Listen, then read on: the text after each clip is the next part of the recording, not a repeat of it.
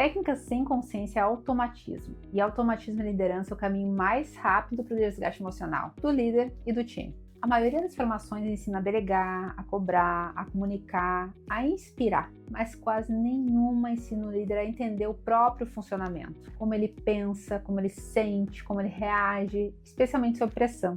E é exatamente nesse ponto que a liderança começa a quebrar. Meu nome é Fernanda Ferreira e este capítulo tem uma origem muito particular na minha história. Começa antes da gestão, antes da Gabs. Começa na enfermagem. A minha primeira profissão foi enfermagem e não foi em um ambulatório, foi em terapia intensiva.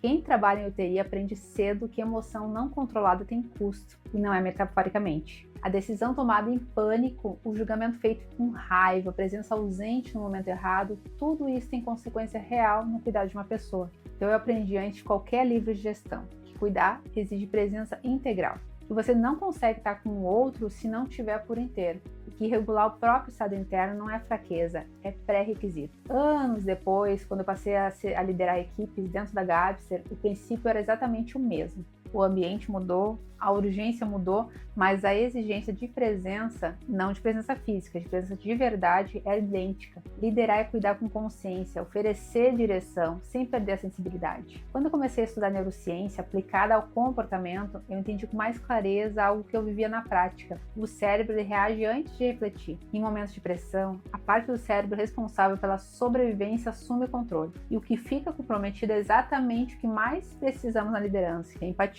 clareza e a capacidade de decisão estratégica. Traduzindo, você lidera pior exatamente quando mais precisa liderar bem, a menos que tenha desenvolvido a capacidade de se autorregular antes de responder. Um líder reativo não lidera, ele sobrevive. E um time liderado por alguém em modo sobrevivência aprende a fazer o mesmo. É por isso que autoconhecimento não é assunto de coach, é a base filosófica da liderança. Sem autorregulação emocional não há clareza, e sem clareza não tem coerência. Meu processo de autoconhecimento encontrei na psicologia junguiana uma lente que mudou totalmente a forma como eu via o conflito. Jung dizia que tudo que negamos em nós reaparece no outro, e o que mais nos incomoda nas pessoas geralmente é o que não resolvemos dentro de nós mesmos. Eu precisei sentar com isso por um tempo, porque é muito desconfortável. Tinha um colaborador que me irritava pela impulsividade dele, e quando eu parei para olhar com honestidade, com clareza, eu percebi que era exatamente o padrão que eu tentava suprimir em mim. Não era sobre ele, era sobre o que eu ainda não tinha integrado. Foi nesse ponto que a pergunta mudou. Em vez de, por que essa pessoa é assim? Eu comecei a me perguntar, o que em mim reage tanto a isso? Essa virada de chave, virada da liderança consciente, ser espelho de si mesmo antes de querer ser exemplo para os outros, fez toda a diferença. E no estoicismo eu encontrei outra chave, e essa que eu uso no chão de fábrica, não só na reflexão. A premissa é simples: não controlamos os fatos, nós controlamos a resposta que oferecemos a eles. Na empresa isso é teste diário, projeto que atrasa, pessoa que falha, cliente que pressiona, crise que aparece sem aviso algum. O que define a qualidade do líder não é o que acontece, é o estado que ele responde. Eu me lembro de um momento específico de um colaborador.